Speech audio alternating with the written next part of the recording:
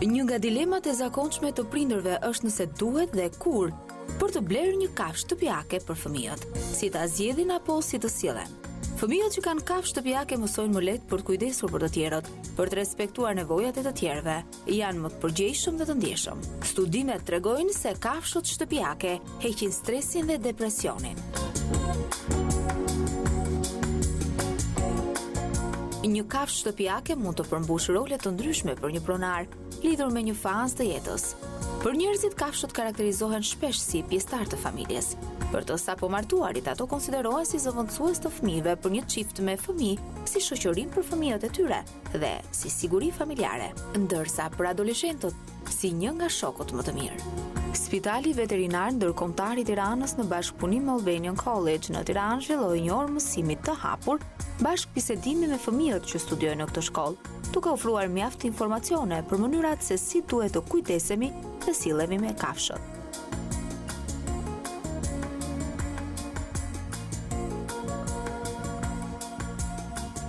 Mjaft të interesuar, shumë prej fëmijëve të kësaj shkolle kishin më shumë se një kafshë shtëpiake në banesat e tyre.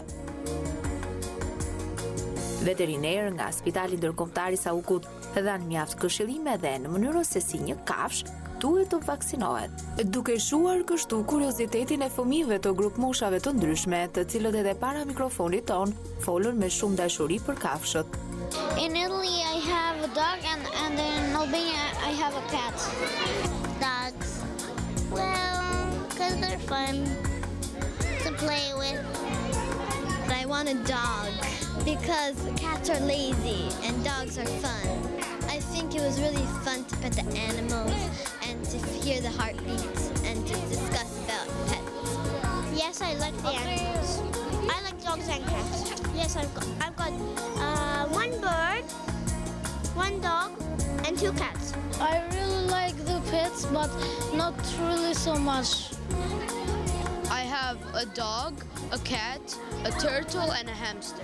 The dog is called Paris, the cat is called Ozzy, the hamster is called Furball, and the turtle is called Kiki. Teoria e mbështetjes sociale është ajo që i referohet të llojeve të ndryshme të ndihmës që japin njerëzit. Studimet tregojnë se edhe kafshët e shoqërimit bëhen pjesë e rrjetit social të pronarit.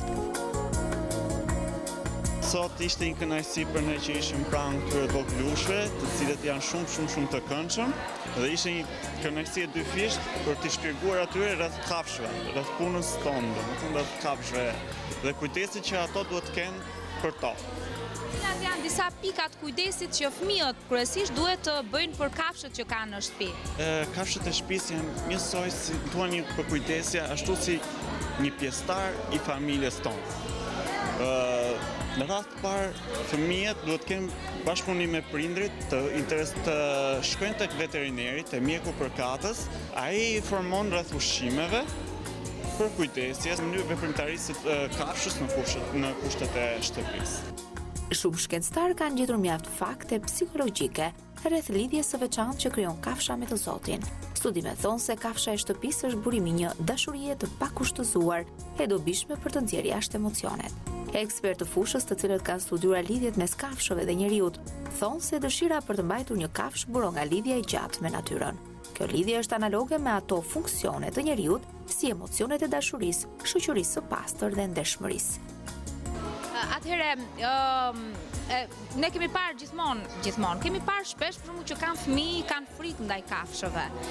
Cili është, po themi, këshillimi juaj si veteriner, po qoftë edhe si një person i cili i doni kafshët për sa kohë keni zgjedhur këtë profesion? Disa këshilla praktike.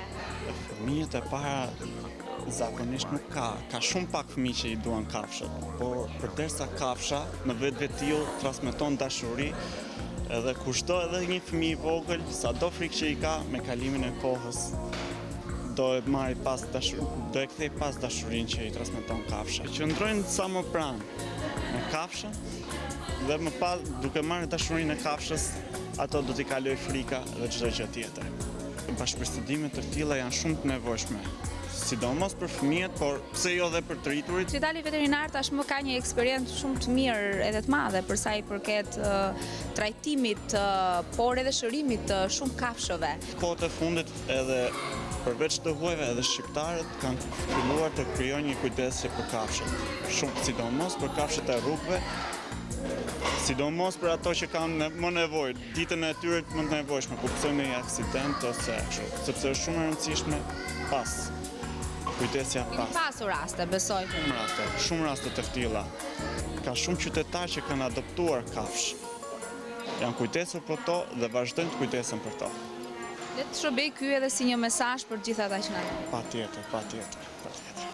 Nuk është e pazakontë të dëgjosh jo vetëm fëmijë, por edhe të rritur që flasin për lidhjen e fortë që kanë ata me kafshën e tyre.